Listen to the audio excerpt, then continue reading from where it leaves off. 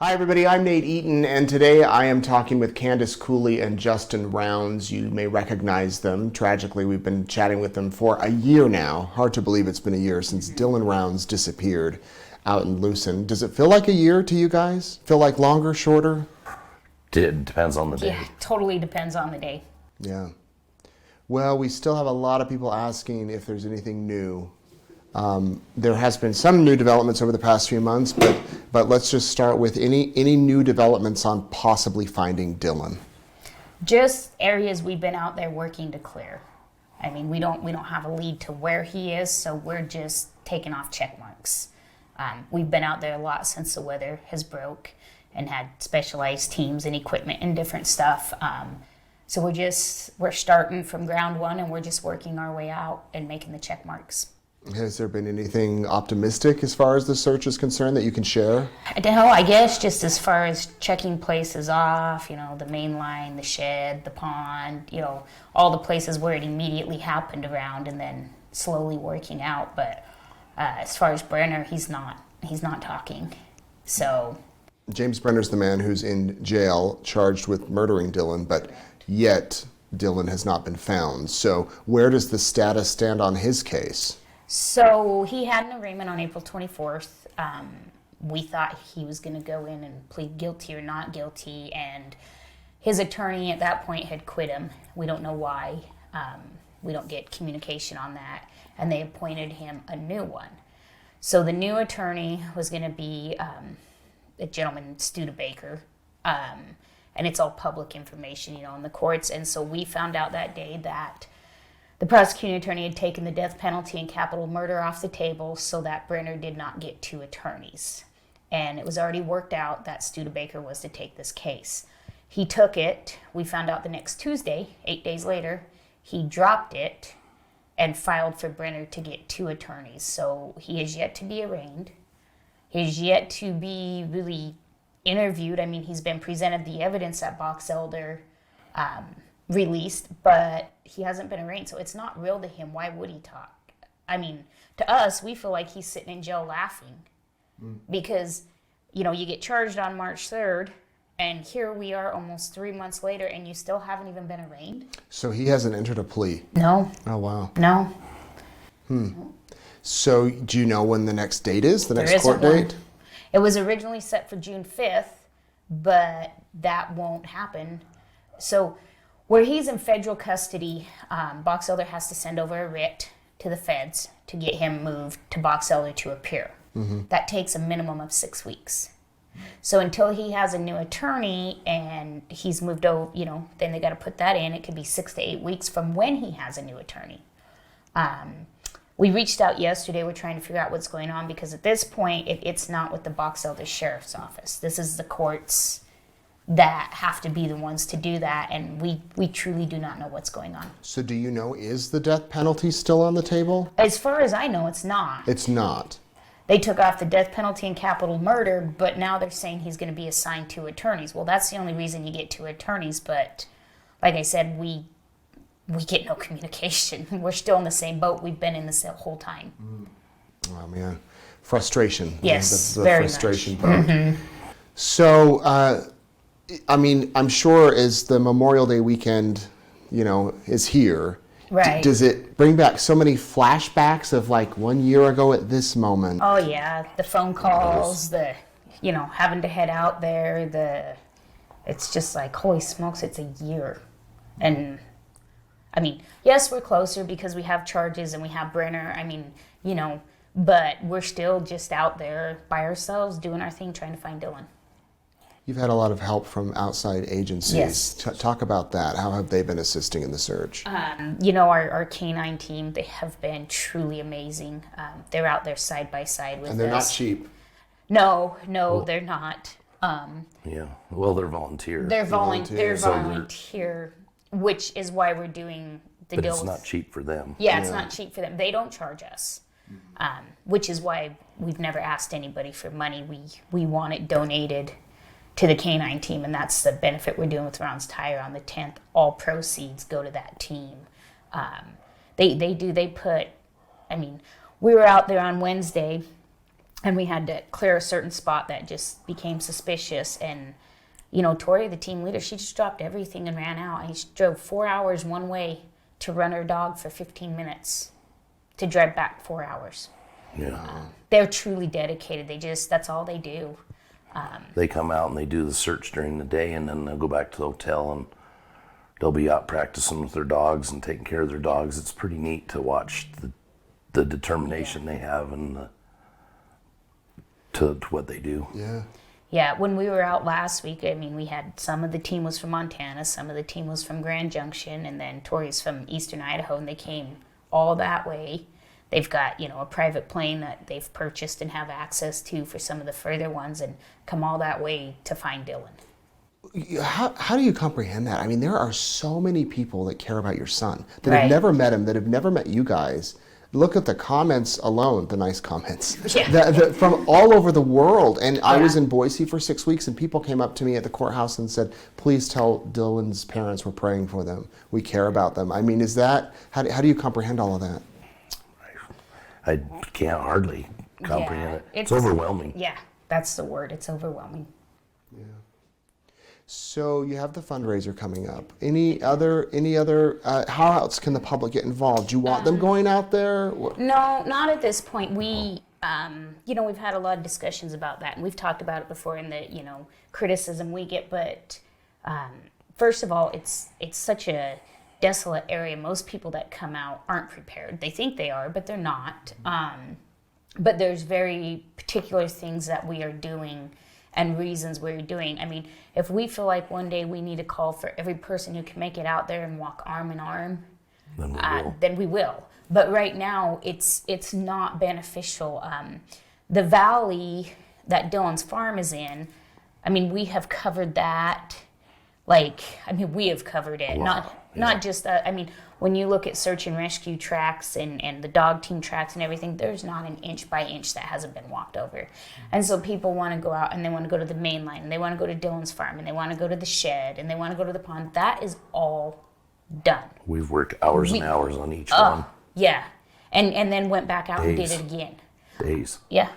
I mean, the whole main line, Justin got a track hoe, the whole main line was dug up again, 6 weeks when we were out there? Yeah. After it had already been dug up once.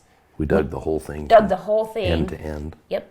So, we're doing that and we're checking stuff off. Unfortunately, you're not going to walk between Dylan's farm and the pond and stumble across them, and that's what people are wanting. Yeah, people think if you're out walking and doing You're a gonna- search, you're going to find it. Yes. So for those people very unfamiliar with the area, I mean, he could be anywhere. Right. Out in the open.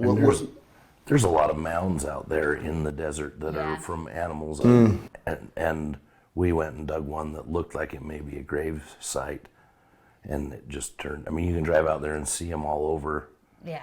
from the very beginning, and I was trying to check them from the very beginning, and they're just Everywhere. You can't everywhere. dig every single one up No. because No. you'll be out there forever. Yeah. thousands. No, but I mean, we've probed the wash. I mean, we haven't been real public about what we've been out doing because we've been trying to keep for lack of better words, looky-loos away. Because, we've been out there doing it privately with close friends and the teams that are helping us because it doesn't help to have 100 people out there. It's hard to coordinate. Yeah, it's really hard to coordinate, and a lot of places there's not service, and there's snakes and there's holes, and you can't have a lot of people out there when you're running the dogs anyway, so it just is not beneficial right now. One of the things that I've been thinking about since we last spoke is that narrow time frame from when Dylan called his grandma that Saturday morning to when he was at the fence. Can you walk me through that timeline again where he makes the call and then has contact with Brenner? So he makes the call and then he tells Grandma, I gotta go. Like I said, that's how Dylan always was. He only called you if he had a story. Guess what? But it's raining, whatever. When he got to the gate, he also called Brenner from the gate. And that phone call, Brenner did not answer. And then he go ahead and laid the gate down, went through the gate, and went to back his truck. And I believe that phone call was 7:03. And then it's within 30 minutes, that video of Brenner cleaning the gun and the blood off of him. It's that fast. So it happened in that time. Yeah. But you don't know where Dylan was and where his body went from there. No. That's the pieces we've been trying to work through. And I mean, We have some speculations a little bit that we've searched and stuff, but yeah. There was a particular place that all the dogs had a final response on over months and months, different dog groups, and we completely dug it up, and we think Dylan was there for a little bit of time while Brenner was trying to figure out what he was doing, because I mean it was a final. There was, but it was never forensically gathered.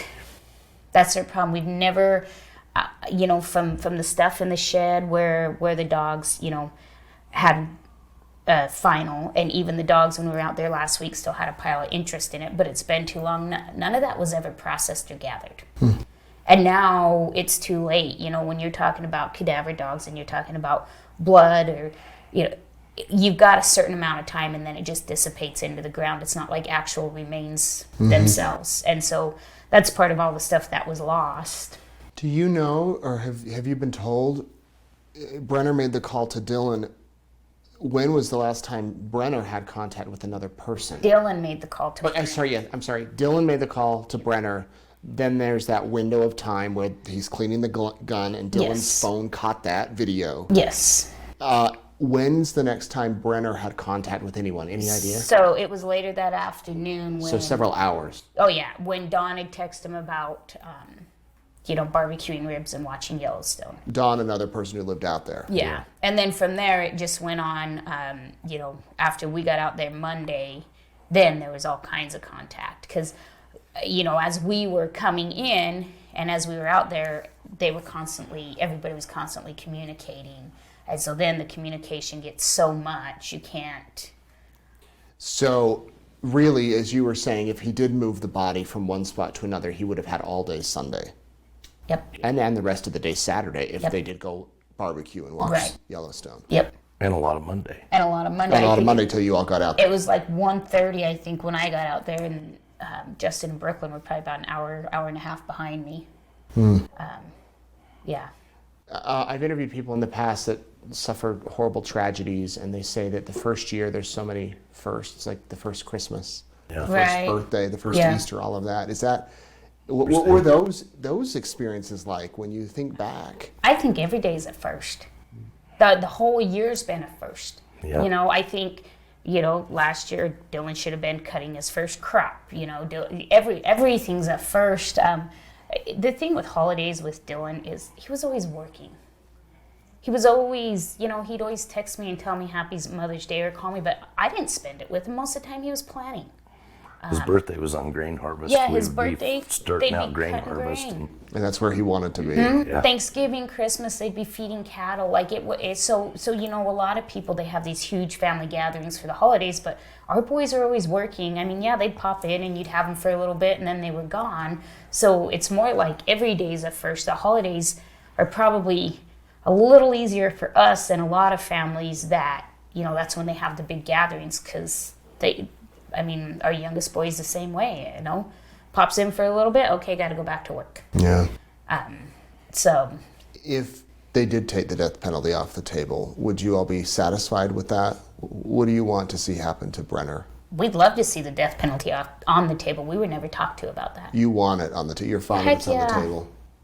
Yeah, because I don't think if Brenner tries to offer us a plea, I don't think, unless it's 20 to 30 years where we know he's going to die in there, we're going to be satisfied. Because when you think back on it, his criminal history and the guy he shot in, I think it was Ohio, where he spent that 8 years for attempted murder. So let's say we do decide to cut a deal and he gets out in 7 years. Who else is he going to do this to? Yeah. This is a consistent pattern. So, okay, maybe we get Dylan back, but maybe in 6 years we hear him on the news again that he got out and shot somebody else. That's on our shoulders. That's something we could have stopped. So I just don't think we'll be satisfied. I mean, we thought at the beginning we'd take whatever we could do to find Dylan, and we just yeah.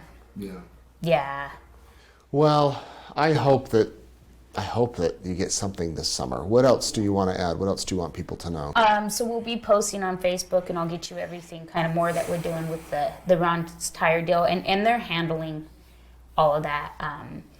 So just once again, no GoFundMe, no donating to other people. So everything we do on the 10th will go through Rounds Tire. They'll handle everything.